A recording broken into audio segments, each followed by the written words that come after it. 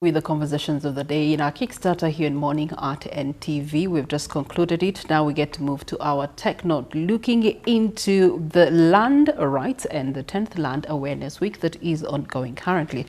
Land is more than a piece of, property. It's more than ground. For millions of Ugandans, it's where they live, it's where they eat. It's actually where families build their livelihoods. But disputes, insecure tenure, limited documentation, and unequal access to land rights do continue to affect communities, and this is particularly to women and other vulnerable groups. Now, this week, the Rwenzori region is hosting Uganda's 10th National Land Awareness Week, bringing together government, communities, civil society, development partners, all under one roof to promote greater awareness around land rights and more responsible and productive use of our land. Now, to unpack this conversation with me, I'm being joined by Mr. Ronald Bashabe, a results-based financing expert at Code Aid, one of the organizations involved in the Agriculture Governance Results Improvement Project known as AGRIP. Mr. Bashabe, you're most welcome. Thank you. It's a pleasure to have you.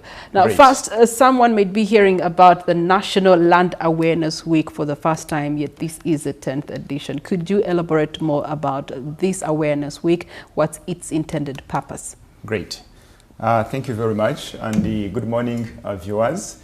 So the Land Awareness Week is the 10th indeed, and it's being hosted in the Rwenzori region, and a couple of partners and actors that are supporting the land registration are on ground. And definitely these are going to be led by the Ministry of Lands and Housing.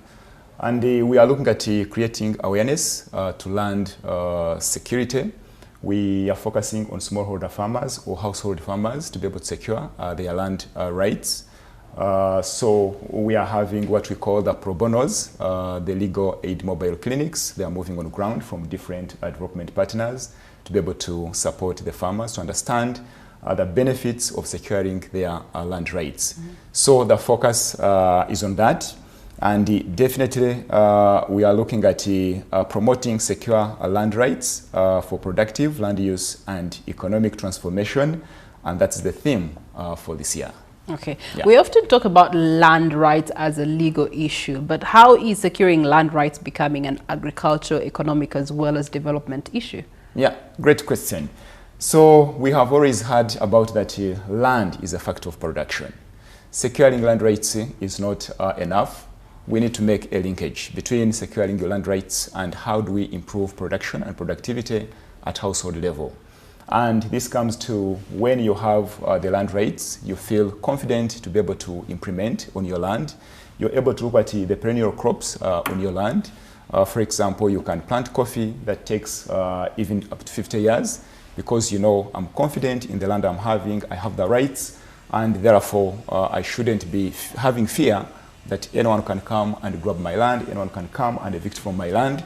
So that's why we say securing your land rights improves on productivity and production at smallholder farmer level. Okay, yeah. Mr. Bashabe, this is where I think we now can talk about the AGRIP project because your work is sitting right at that intersection of land governance as well as agriculture. What does AGRIP stand for, and when we hear it, what is it intended to address in our communities? Yeah, so AGRIP stands for Agriculture Governance Improvement Research Project, as it is.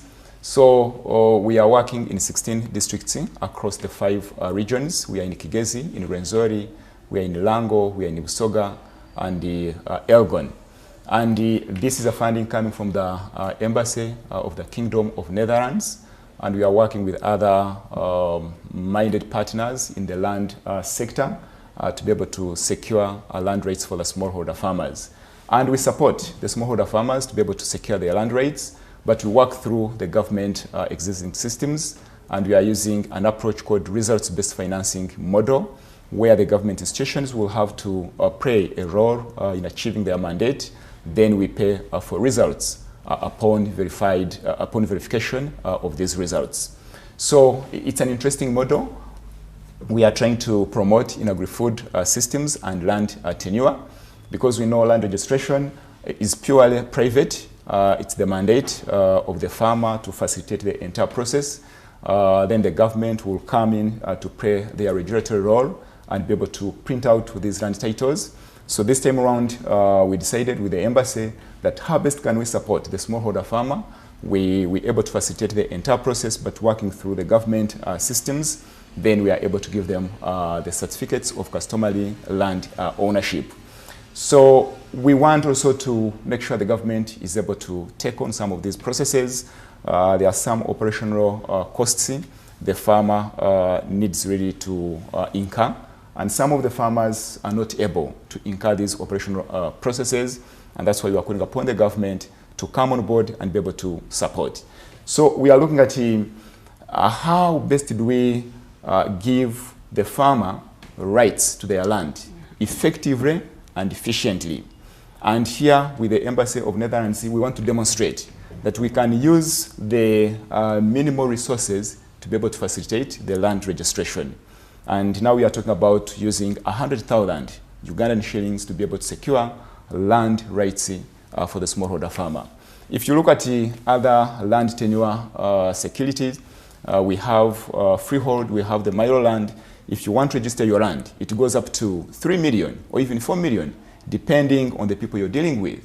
But here we are saying we can actually have the customer land certificates at 100,000.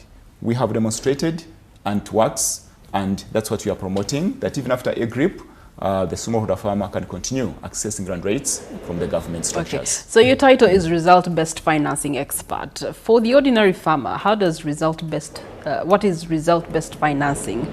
And then how is the project actually working differently from simply giving them the money and the titles, and then they can continue on with business as usual? Great, thanks. So results-based financing is a fundamental shift from the traditional way of funding projects.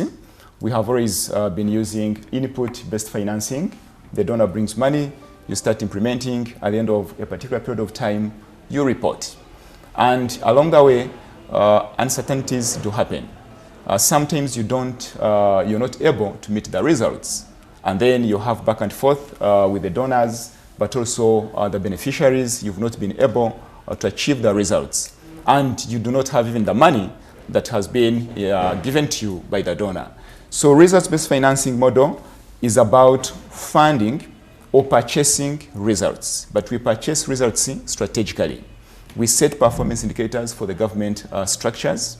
The government will have to achieve results based on their mandate. So at a particular period of time, we come and purchase the results. And we want to look at making sure that the results are readily available to farmers. At the same time, they are accessible to farmers, but they should be of good quality. So we agree the inputs within the system should be coming from the government. Then we come with a financial reward at the end of each quarter. We reward the different structures so that we are able to motivate them. And this money they get, they can invest it where the government has not been able to fund. So they have unfunded priorities. At the same time, they should be having an investment to motivate the people, the staff, to be able to produce the results. Lastly, speaking of motivation, women are a major contribution to agriculture, yet their control over land, the security of land is being challenged and weakened left, right and center, especially institutionally. What are the biggest obstacles that women are dealing with in securing their land rights, and what solutions have been provided through the project and the model? Yeah. So in fact, the project has also made it intentional to make sure that we can secure land rights for the women. The project is looking at a target of 400,000 certificates of customary land ownership. And we are saying 70% of this target should be joint. And when you talk of joint, we want to see every land title, we should be having a woman. We should be having all the genders represented. We should be seeing land being owned by the entire family. But we have had, of course, some challenges in some different regions, most especially in the Sebei region, to be specific, in the Kapchorwa, that really they don't believe that a woman should be owning land. So we have been really trying to change the mindset. We have done sensitization. We are creating awareness within the communities, the benefits of a woman accessing land. they are the ones who deal with the land on a daily basis. Okay. If you look at the statistics of men and women who uses this land, who make it productively, majority of them are women. So those challenges are there about the culture, about the norms, and that's what we are really trying to work around through mindset change, and we create awareness amongst the communities. All right, thank you so much, Mr. Ronald Bashave, results-based financing expert with Code Aid. Thank you so much for joining us. And of course, as they are unpacking the 10th Land Awareness Week, which is focusing on the Rwenzori region, the challenge turns out that we must turn what he has said into action, particularly for women, smallholder farmers, as well as vulnerable communities.